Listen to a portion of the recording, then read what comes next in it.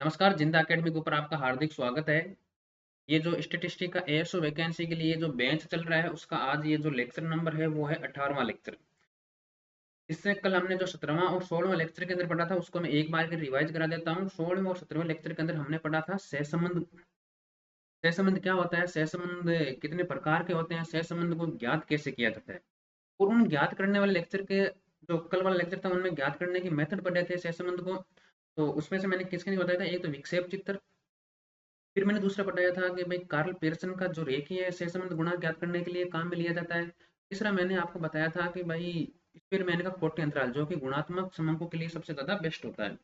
उसी मेथड की सीरीज के अंदर जो आज वाला ये लेक्चर शुरू हो रहा है उसका मैं कल एक मेथड छूट गया था, तो वो लेक्चर शुरू शुरू में मैं आपको वही वही मेथड बताऊंगा। उसके बाद जो एक नया टॉपिक स्टार्ट होगा वो टॉपिक है रिग्रेशन। रिग्रेशन क्या होता है क्या नहीं होता है, यह बात आपको पता होनी चाहिए कि रिग्रेशन क्या चीज है। इसके बारे में हम आज इस लेक्चर के अंदर पढ़ेंगे। ये रिग्रेशन मेरी जहाँ तक उम्मीद है वो कल मैं रिग्रेशन खत्म कर दूंगा कल वाले लेक्चर के अंदर। आज वाले लेक्चर के अंदर रिग्रेशन शुरू हो रहा है। तो रिग्रेशन शुरू करने से पहले जो कल वाला एक मेथड बचा हुआ है मैं उस मेथड को शुरू करता हूँ। तो कल एक मेथड बचा था, वो बचा था संगामी मेथड।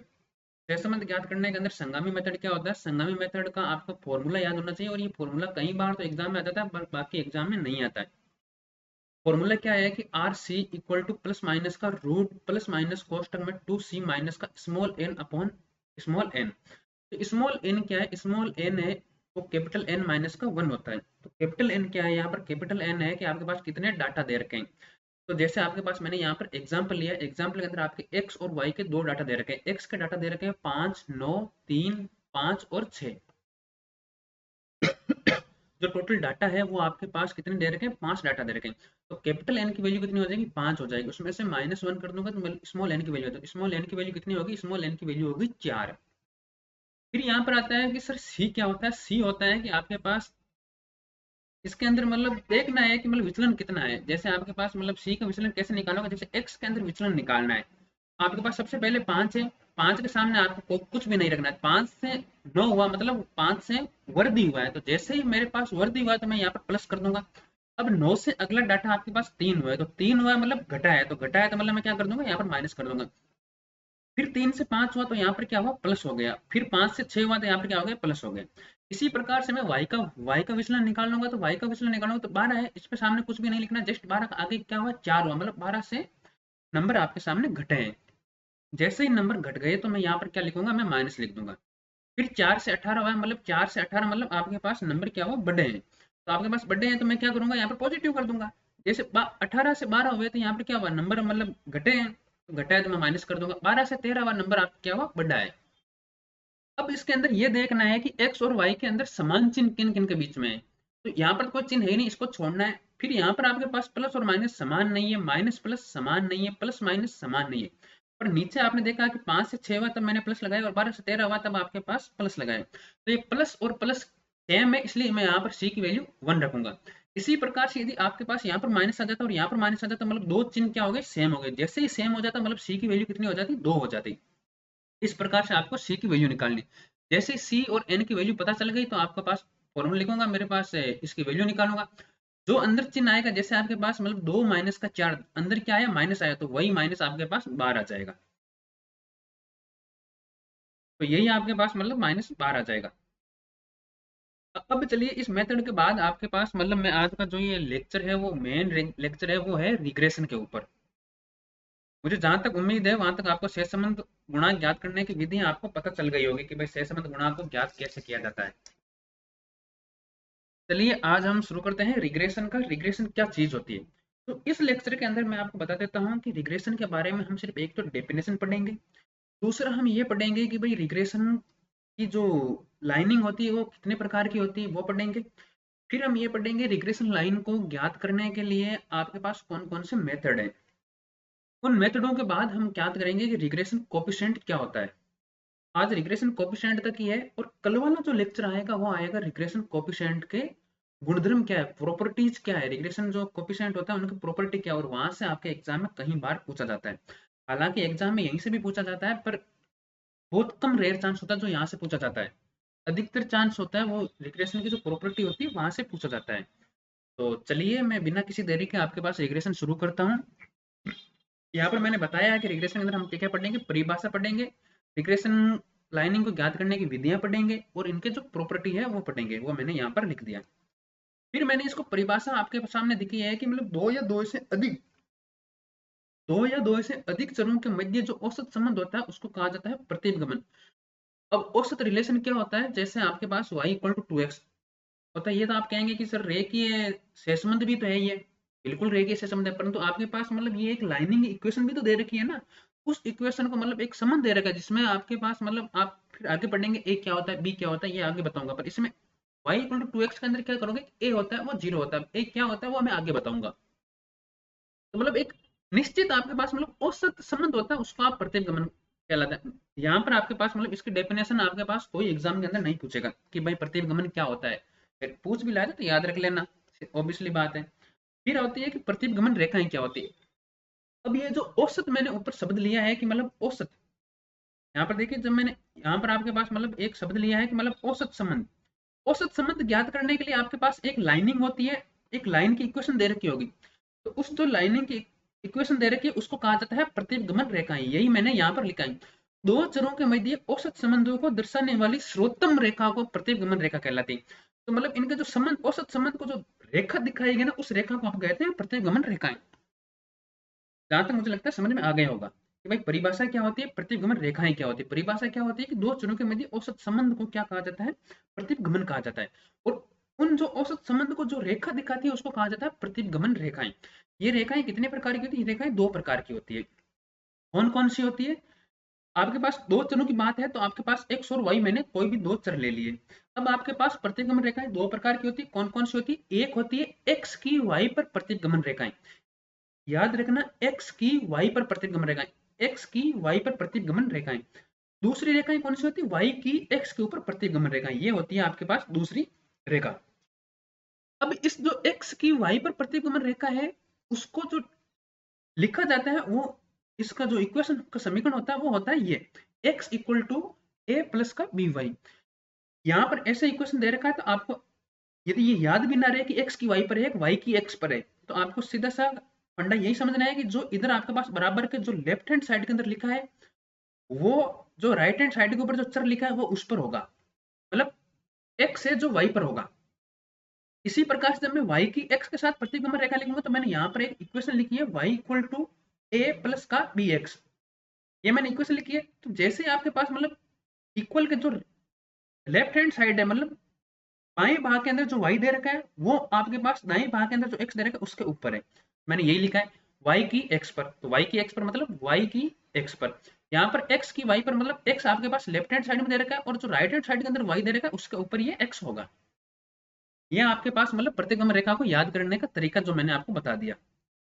फिर मैंने ये जो, ये आपके पास मतलब ये आपको मतलब प्रतिगमन गुणांक होता है, इस लाइन को आपको काट देना है, या फिर काटो भी नहीं तो आपके पास ऐसे लिख लेना कि मतलब इसको, जो इसका जो गुणांक होता है उसको बी एक्स वाई के द्वारा दिखाया जाता है।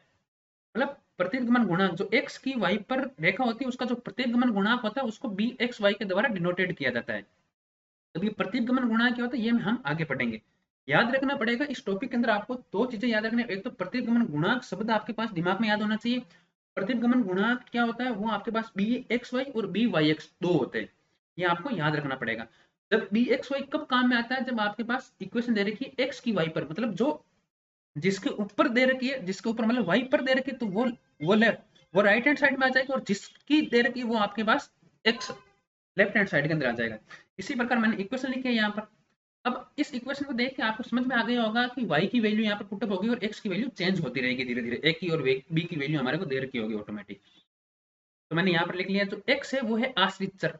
आश्रित चर मतलब y के ऊपर डिपेंड करता है, यदि y कुछ खाएगा तो x की बॉडी बनेगी वरना x की बॉडी नहीं बनेगी, ऐसे मानो आप कि भाई ये एक मतलब इंसान है और ये इंसान है जो वाई विटामिन के ऊपर डिपेंड करता है, और वाई विटामिन के ऊपर डिपेंड करता है तो मतलब एक्स किस पर डिपेंड करने वाला है, डिपेंड मतलब आश्रित चर का मतलब होता है किसी के ऊपर निर्भर करने वाला। तो एक्स किस पर निर्भर कर रहा है, एक्स वाई पर निर्भर कर रहा है, तो एक्स क्या हो गया, आश्रित चर हो गया, और वाई क्या हो गया, स्वतंत्र चर हो गया। ये तो मैं आपके जब गला फाड़ फाड़ के मतलब जब सहसंबंध पढ़ा रहा था तब भी मैंने बताया था कि आश्रित चर क्या होता है, स्वतंत्र चर क्या होता है, ये मैंने आपको बताया था। तो इस रेखा, यही मैंने लिखा है कि इस रेखा के द्वारा y के मान में परिवर्तन करके, y के मान परिवर्तन करके हम x के मान का अनुमान लगाया जा सकता है, बिल्कुल भी लगाया जा सकता है। फिर आपके दिमाग में होगा कि सर बी और ए क्या है, तो बी होती है वो रेखा की ढाल कहलाती है, और ए होता है उसको क्या कहा जाता है, अंत्यखंड। या फिर एक्स ऑन वाई, मतलब एक्स की वाई वाई जो रेखा होगी उसका क्या होगा, अवरोधक होगा। इस रेखा को इस प्रकार डिनोटेड किया जाता है, ये आपके पास पता होना चाहिए। दूसरी जो रेखा है वो है y की x पर प्रतिगमन रेखा, उसको इस प्रकार डिनोटेड किया जाता है, और वही लाइन मैंने लिखा है कि यहाँ पर अब की बार आश्रित चर कौन हो जाएगा, y हो जाएगा। इस पर डिपेंड कर रहा है, वो x के ऊपर डिपेंड कर रहा है। और b क्या हो जाएगी, रेखा की ढाल हो जाएगी, और a क्या है, y ऑन x रेखा का अवरोधक है। यदि प्रतिगमन रेखा मूल बिंदु से गुजरती है, मतलब ये जो लाइनिंग है, ये जो लाइनिंग दिख रही है, ये लाइनिंग यदि मूल बिंदु से गुजरे तो आपके पास किसकी वैल्यू जीरो हो जाएगी, ए की वैल्यू क्या हो जाएगी, जीरो हो जाएगी। देखिए सपोज करिए कि ऐसे आपके पास मतलब कोई भी लाइनिंग है जो ऐसे गुजरे, सीधी लाइनिंग कर रहा हूँ मैं, ऐसे गुजरे सपोज करिए, तो ऐसे गुजरे मतलब मूल बिंदु से गुजरे, ये होता है इसका मूल बिंदु कहलाता है जो यहाँ पर होता है। इससे गुजरती है तो मतलब किसकी वैल्यू जीरो हो जाएगी, ए की वैल्यू क्या हो जाएगी, जीरो हो जाएगी, तो अवरोध क्या हो जाएगा, जीरो हो जाएगा। फिर मैंने कहा है कि प्रतिगमन रेखाएं प्राप्त करने की विधियां, प्रतिगमन रेखाएं दो प्रकार की होती है, वो मैंने बता दी कि मतलब एक तो होती है एक्स की वाई पर, जैसे ही एक्स की वाई पर आ गई तो मतलब एक्स की वाई पर जो आपके पास मतलब वाई को क्या बनाना है, स्वतंत्र चर बनाना है, और एक्स को आश्रित चर बनाना है। एक्स की वाई पर तो मतलब आपके पास एक्स लेफ्ट हैंड साइड में आएगा और वाई है जो राइट हैंड साइड के अंदर आएगा। जहां तक मुझे लगता है वहां तक आपके पास ये समझ में आ गई होगी। अब इसको जो ज्ञात करने की विधि है वो दो प्रकार से होता है, एक होता है प्रतिगमन समीकरण विधि, और दूसरा होता है न्यूनतम वर्ग विधि। ये क्या होता है, ये मैंने आपके पास एग्जाम्पल लेके बताऊंगा फिर कैसे ज्ञात किया जाता है, पर पहले आपको इसका फॉर्मूला देख लो। आपके पास जब x ऑन y या x की y पर दे रखी है, तो x की y पर, यह चीज बहुत इंपॉर्टेंट है बेटा, x की y पर जिस पर दे रखा है ना, उसको आपको हमेशा के लिए राइट हैंड साइड के अंदर लिखना है, मतलब बराबर के इस साइड में लिखना है जिस पर होता है, और जिसकी होती है वो आपके पास लेफ्ट हैंड साइड में होगी। ये चीजें आपके पास कई बार एग्जाम के अंदर भूल जाता है कि सर मेरे को कुछ भी समझ में नहीं आया कि मतलब एक्स की क्या होती है, एक्स किस पर है किस पर नहीं है, तो ये चीजें आपके पास इंपॉर्टेंट होनी बहुत जरूरी है। अब आपके पास मतलब x की y पर है, तो x y पर आपके इस पर का इक्वेशन होगी। इसका जो एक्चुअली जो फॉर्मूला होता है वो होता है ये x इक्वल टू एक्स बार, या बार समझ में आ गया, ये इसका मतलब क्या होता है, x का समांतर माध्य होता है। bxy क्या होता है, ये मैंने बताया था कि मतलब इसका प्रतिगमन गुणांक क्या जाता है, और प्रतिगमन गुणांक को ज्ञात कैसे किया जाता है, r sigma x upon sigma y। ज्ञात करने का क्या फॉर्मूला है, x y, ये तो पता कर लेंगे x की y के ऊपर है, ठीक है। और इसको ज्ञात मतलब इसका फॉर्मूला याद रखना है क्या है कि x पहले है तो सिग्मा x सबसे ऊपर आएगा, और y नीचे है तो सिग्मा y नीचे आ जाएगा। इसी प्रकार डरने की बात नहीं है, मैंने एक एक और यहाँ पर भी फॉर्मूला लिखा है बी वाई एक्स, तो इसका मतलब क्या होगा, y की x पर है, तो जैसे ही x पर है y सबसे पहले आया तो y सबसे पहले ऊपर आएगा, और x बाद में आया तो सबसे नीचे आएगा। ये फॉर्मूला आपको याद होना चाहिए। इसी प्रकार से y की x के ऊपर रेखा का समीकरण क्या हो जाएगा, ये समीकरण हो जाएगा। ये समीकरण आपको अब याद रखना पड़ेगा, आपको y बार भी दे रखा होगा, और आपको सिग्मा y सिग्मा x सब दे रखे होंगे। आपको सिर्फ इतना ही पूछा जाएगा कि y की x पर प्रतिगमन रेखा का समीकरण क्या होगा, तो आपको ये जो कैलकुलेशन है, ये कैलकुलेशन आपको करनी पड़ेगी, नॉर्मल कैलकुलेशन आपको आनी पड़ेगी। मैथ वालों के लिए तो ये टॉपिक चुटकियों का है, पर कॉमर्स और जो इकोनॉमिक होते हैं उनके लिए थोड़े बहुत मतलब झंझट झंझट में होते हैं कि भाई अब कैसे मतलब कैसे इसको करेंगे। तो आपको डरने की बात नहीं है, आर की वैल्यू आपको ऑटोमेटिक दे रखी होगी, सिग्मा एक्स की वैल्यू आपको ऑटोमेटिक दे रखी होगी, सिग्मा वाई की वैल्यू आपको ऑटोमेटिक दे रखी होगी। और यदि नहीं दे रखी है तो फिर वो सवाल आप छोड़ देना, क्योंकि वो सवाल आपको टाइम खाएगा। क्योंकि आप सिग्मा एक्स निकाल सकते हो, मैंने पीछे बता दिया कि प्रतिगमन गुणांक कैसे निकालता है। सिग्मा वाई भी आप निकाल सकते हो, वो मैंने कैसे बताया, वो मैंने वाई के डाटाओं से सिग्मा वाई निकाल लेंगे। और आर आपको कैसे निकालना है वो मैंने बहुत अच्छी तरह से बताया है कि भाई सहसंबंध गुणांक कैसे निकाला जाता है। परंतु ये इतने सारे ज्ञात करके आप मतलब एग्जाम के अंदर मतलब इसकी इक्वेशन निकालोगे, तब इससे बेहतर है इस क्वेश्चन को छोड़ देनी थी, ऐसा क्वेश्चन आए तो। यदि नॉर्मल क्वेश्चन आए, आर की वैल्यू दे रखी है, सिग्मा एक्स दे रखा है, सिग्मा वाई दे रखा है, तो आप डायरेक्ट फटाफट कैलकुलेशन करके निकाल लोगे। फिर यहाँ से क्वेश्चन एक ये आएगा कि आपको y की वैल्यू दे दी जाएगी और उसके ऊपर x की वैल्यू पूछी जाएगी। तो यहाँ तक मुझे जहाँ तक लगता है ये फॉर्मूला आपको समझ में आ गए होंगे। दूसरा जो मेथड है वो है इसके, इस पर मैंने क्वेश्चन क्वेश्चन लिया है, वो क्वेश्चन मैं अभी आपको कराऊंगा। चलिए चलिए मैं सबसे पहले आपको इस पर क्वेश्चन ही करा देता हूँ, फिर न्यूनतम वर्ग विधि फिर पढ़ाऊंगा। जैसे देखिए ये क्वेश्चन है, एग्जाम्पल दे रखा है x तथा y के मध्य आपके पास सहसंबंध गुणांक दे रखा है, मतलब r की वैल्यू आपको दे रखी है, कोई दिक्कत की बात नहीं है, 0.6 दे रखी है। सिग्मा एक्स आपको दे रखा है, सिग्मा वाई आपको दे रखा है, एक्स बार आपको दे रखा है, और वाई बार भी आपको दे रखा है। फिर पूछा क्या है कि एक्स पर, किस पर, एक्स पर, तो एक्स पर पूछा है तो मतलब एक्स किधर आएगा, एक्स आएगा आपके राइट हैंड साइड। और वाई की पूछा है तो मतलब जिस शब्द के बाद में की लगा होता है उसको हमेशा के लिए आपके पास लेफ्ट हैंड साइड के अंदर रखना है। इससे अच्छा याद करने का कोई तरीका नहीं है। जिस शब्द के जिस वेरिएबल के आगे की लगा होता है उसको आपको लेफ्ट हैंड साइड के अंदर रखना है। तो इसके वाई के की लगा है तो आपके पास वाई को किधर रखना है, वाई को साइड में रखना है, इधर इधर आपको वाई को रखना है साइड में, मतलब वाई को लेफ्ट हैंड साइड में। और वाई को लेफ्ट हैंड साइड में रखते ही आपके पास ये इक्वेशन दिमाग में आ जानी चाहिए कि ए प्लस का बी एक्स होता है, तो मतलब एक्स को इधर रखेंगे। अब जो इसका इक्वेशन मैंने आपको बताई है कि y माइनस का y बार इक्वल टू, यहाँ पर आपके bx है तो इसका फॉर्मूला क्या होगा, r sigma y upon sigma x, क्योंकि y इधर है तो सिग्मा y भी ऊपर सबसे पहले ऊपर आएगा।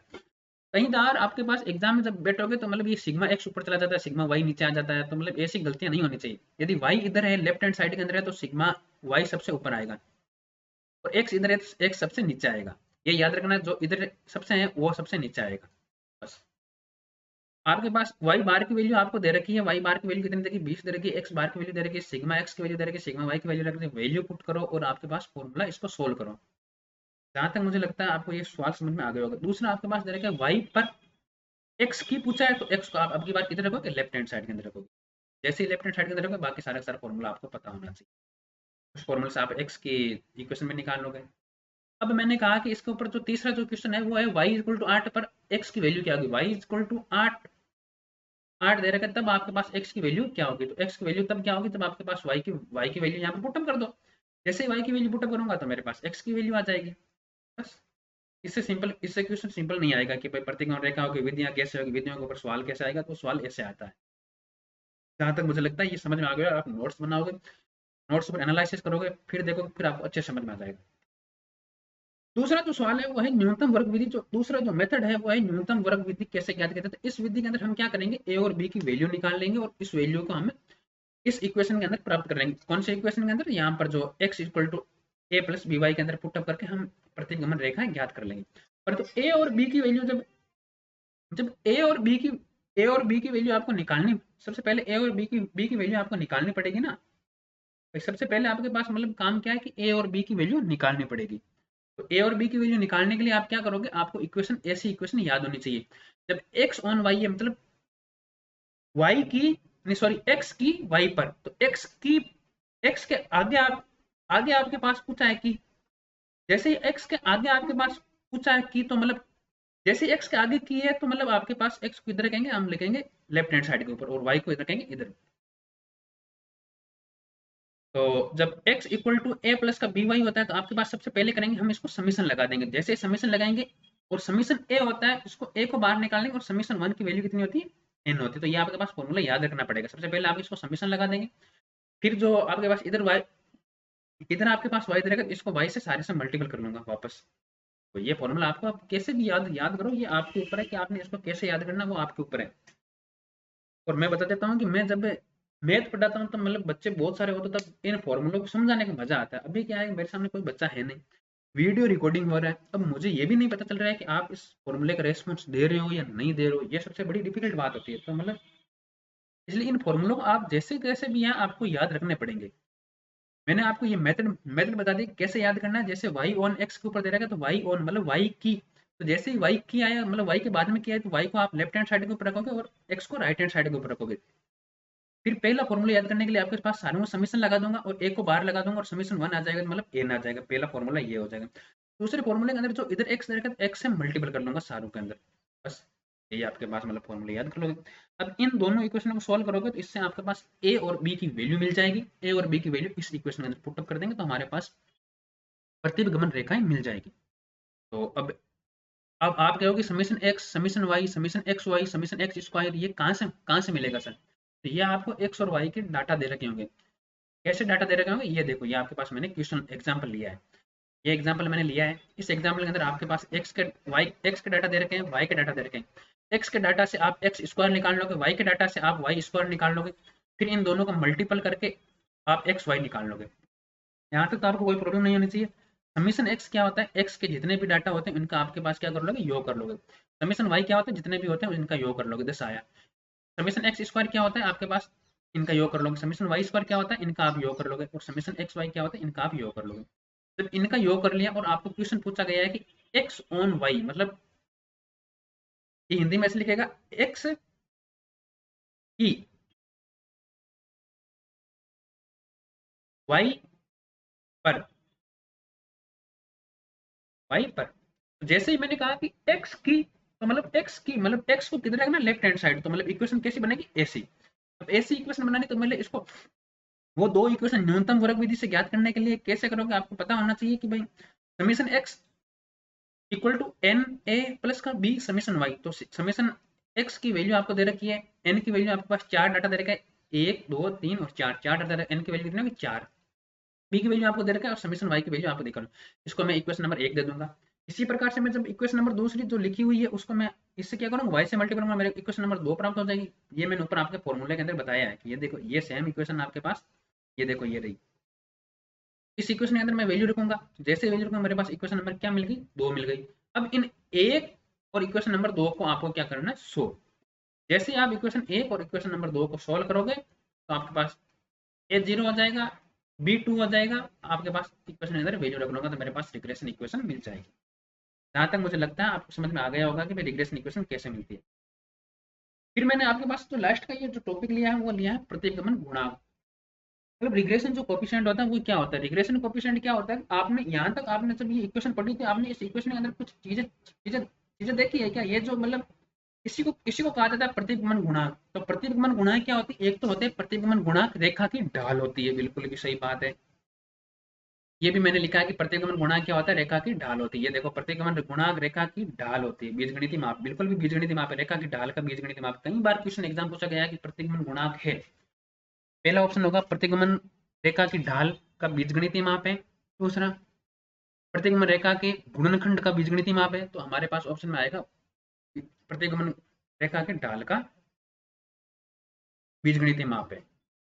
और फिर मैंने इसको प्रतिगमन गुणांक क्या होता है कि स्वतंत्र चर में एक इकाई परिवर्तन करने पर आश्रित चर में होने वाले औसत परिवर्तन का माप है। मतलब औसत कितना एवरेज माप होगा, मतलब ढाल से हम पता चल जाता है ना कि भाई किसी भी जब कोई भी एक दीवार होती है हम ये भी कहते हैं कि इस दीवार की ढाल इधर है, मतलब औसत ढाल किधर निकाल लेते हैं तो औसत ढाल देखते हैं ना। तो इसी प्रकार से यहाँ पर भी औसत ढाल है कि मतलब एक y के अंदर वेरिएबल में परिवर्तन करने पर x के अंदर कितना परिवर्तन होगा, वो x जो औसत होता है वो औसत आपके पास भी एक्स वाई होता है, मतलब प्रतिगमन गुणांक होता है। फिर मैंने कहा कि प्रतिगमन गुणांक दो प्रकार के होते हैं। एक आपके पास जब रेखा ये जब x ऑन y मतलब x की y पर, ये देखो वापस आ गया कि जिसके आगे वेरिएबल आगे की लगा है उसको आप किधर रखोगे, लेफ्ट हैंड साइड के अंदर रखोगे। तो इसकी जो इक्वेशन बनेगी वो कैसी बनेगी, x equal to a plus का b और इसकी इक्वेशन बन जाएगी b। ये जो ये जो इक्वेशन बनेगी वो इसकी बन जाएगी x की y पर। तो x की y पर बनेगी इक्वेशन बन जाएगी। तो इसका प्रतिगमन गुणांक कैसे निकाला जाता है, इस प्रकार से x की तो सबसे जिसके की आगे लगा उसको सबसे पहले लिखेंगे और जिस पर लिखा है उसका आप y लिखेंगे, आगे पर लिखा है उसको आप बाद में लिखेंगे आपके जैसे। और यहाँ पर मैंने ऊपर वाले फॉर्मूला बता दिया, जो पहले x लिखा है तो उसका जो सिग्मा x है वो सबसे ऊपर आएगा, y लिखा है तो इसका जो सिग्मा y है तो सबसे नीचे आएगा, और r आपके पास लिखा हुआ ही है, दोहरे की बात यहाँ पर है नहीं। और y की x के ऊपर प्रतिगमन गुणांक होता है वो भी आपको ज्ञात करना आना चाहिए। चलिए यहाँ तक आपके पास आज का लेक्चर एंडिंग हुआ। ये क्या होता है कि जब ये हम फॉर्मूला पढ़ाता ना तो मेरे को मतलब जब बच्चे सामने होता फॉर्मूला समझाने का समझ पता चले कि अगले समझ में आ गया। अब मैं ये फॉर्मूला मेरे को तो आता है, अब मैं इसको कितना एक्सप्लेन करूँ, एक्सप्लेन करने की लिमिट होती है ना। तो वैसे मतलब आपको ये फॉर्मूले नोट्स बनाने फिर उसको देखना है कि सर ने मतलब कैसे कैसे मतलब इसको याद करने के तरीके बताए थे कि भाई की किसके बाद में आता है तो इसको पहले कैसे लिखेंगे। तो इसको आप एक पेज में लिखेंगे फिर उसको देखेंगे कि अच्छा क्या क्या लपड़ा चल रहा है, तो उस लपड़े के बाद में आपको मतलब सारा का सारा मतलब लपड़ा समझ में आ जाएगी, अच्छा ये फंडा है पूरा पूरा। तो चलिए मैं बिना किसी आपका और ज़्यादा टाइम खराब किए इस लेक्चर को एंड करता हूँ। नोट्स बनाना, पढ़ना, और यदि अच्छा लगे तो आपको लाइक करना है। आपके लाइक से मेरे को मोटिवेशन मिलेगा, ये सबसे बेहतरीन चीज़ है। बिना लाइक है आपके पास मतलब मैं ये नोट्स दे दूंगा आपको मतलब वो मेरे को मोटिवेशन नहीं मिलेगा। जब मेरे को मोटिवेशन नहीं मिलेगा तो मैं इससे जो बेस्ट आपके पास बोर्ड पर भी आ जाऊंगा। मैं जब बोर्ड पर आऊंगा तब मजा आएगा कि मैं हाँ समझ में आ रहा है। चलिए लाइक करिए, सब्सक्राइब कीजिए। तब तक के लिए धन्यवाद।